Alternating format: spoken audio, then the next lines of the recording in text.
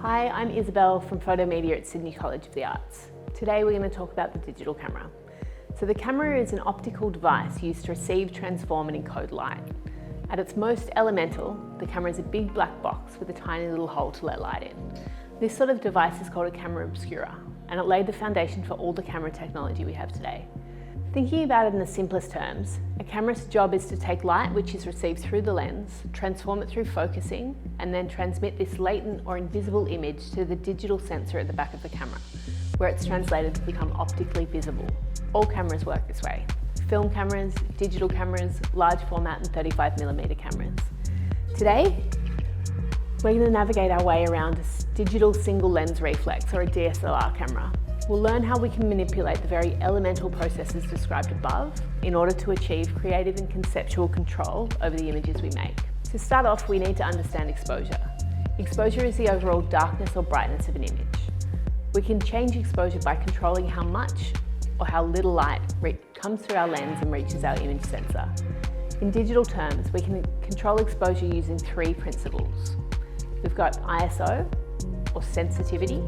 We've got aperture, or the quantity of light coming through our lens, and we've got shutter speed, the amount of time that our shutter curtains are open. We're going to start with ISO. So ISO refers to the sensitivity of our digital sensor to light.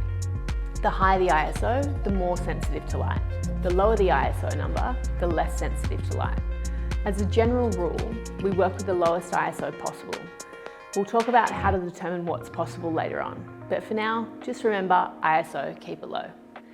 Your maximum ISOs are dependent on the type of camera that you're using. Some cameras can be pushed up to 256,000 ISO, but that doesn't mean that you want to work up there. When you're working at high ISOs, you get what we call noisy images. We usually want to avoid these, especially if we're looking to print. To sum up, ISO is the sensitivity of our sensor to light. The lower the number, the less sensitive. The higher the number, the more sensitive to light. Next, we're going to look at controlling the amount of light we're letting reach that digital sensor. We can do that in two ways, with aperture and with shutter speed. First, we're going to talk through aperture. Aperture works like the iris of your eye. It dilates or opens up to let more light in, and it shuts down to let less light in. Our eyes do this more or less automatically, based on the amount of available light around. Cameras working in automatic mode do the similar thing, but sometimes auto mode doesn't cut it. Think, for example, about being in a really low light environment, like going to bed, and then transitioning really quickly to a brightly lit environment, like switching on the bathroom light after you stumbled out of bed. Your brain doesn't have time to send a message to your iris to step down the aperture of your eyes before the light switches on. So you end up with a blown out or shockingly bright scene. After a second or two, this becomes bearable. This is because the iris has stopped down or closed down to become more accustomed to the new exposure. It's the same with our cameras. We juggle how open the iris of our camera or our lens is based on the amount of available light. Less light, we open it up more. Heaps of light available, we close it back down. Now that we know that we can control the quantity of light coming through our lens using aperture, we can look at the final third aspect of exposure, and that's shutter speed. If we were to open up our digital camera, we would find a set of curtains sitting behind our lens and our mirror and in front of our digital sensor. When we push our shutter, these curtains open up and allow the light that's being focused by our lens to reach or expose onto our digital sensor for a certain period of time. This period of time is referred to as shutter speed.